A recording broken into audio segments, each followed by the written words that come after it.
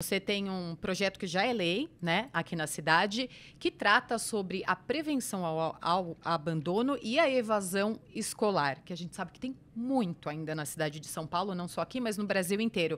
Queria que você explicasse para quem está assistindo como que funciona esse projeto. Na Essa realidade, lei, na é uma verdade, lei, né? né? Eu estou muito orgulhosa porque foi a minha primeira lei como vereadora. E só para fazer essa lei, ela já está sendo tramitada ou já virou lei.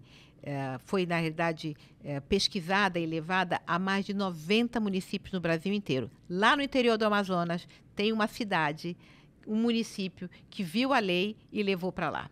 Então, assim, eu sou muito orgulhosa disso, porque, ou seja, ela é importante. O que acontece? Eu tomei posse em 2021, no meio da pandemia.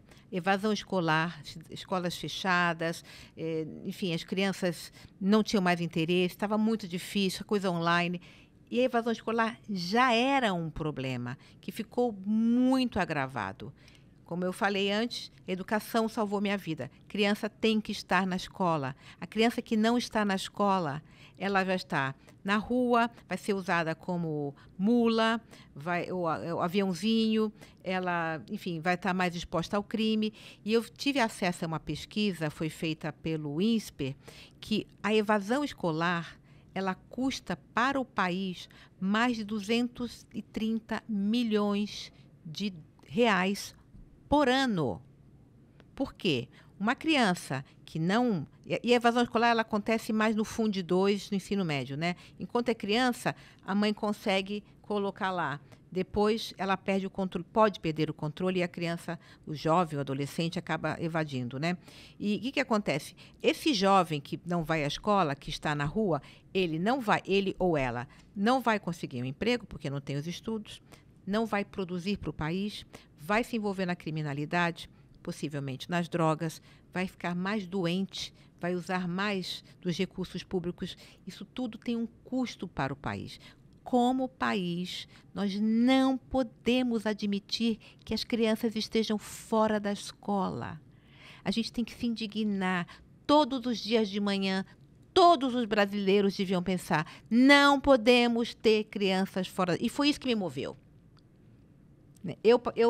Eu tive o privilégio de, apesar de ser, né, uma criança de uma família de baixa renda, eu tive o privilégio de estar na escola. E importante, eu aprendi isso já na carreira política. Naquela época, na década de 60, 70, a escola não estava universalizada. Somente 47% das crianças iam para a escola. Olha, eu fui uma delas. E isso transformou a minha vida. Hoje a escola é universal. Está universalizado.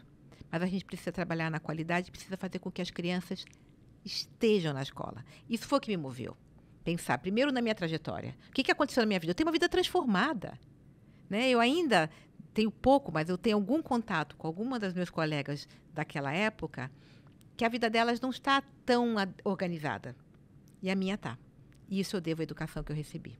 E o fato de eu ter frequentado a escola. E educação, escola, ambiente escolar, a gente está falando dos estudantes, mas a formação dos professores também é de fundamental importância, né? Muitos professores tiram do bolso material escolar para dar para os alunos, às vezes até lanche, alimentação, né, Cris? Eu visitei escolas, eu vi a dificuldade. Aliás, os professores, eles são heróis, heroínas e obstinados. Eu digo o seguinte, nós não precisamos de heróis e heroínas e nem de pessoas obstinadas. Precisamos dar as condições para que os professores possam exercer o seu trabalho de forma adequada.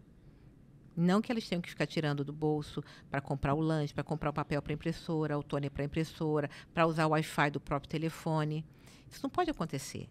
A gente tem que ter os recursos adequados, sem dúvida nenhuma. O que a gente precisa da educação? A gente precisa de um professor e de um aluno.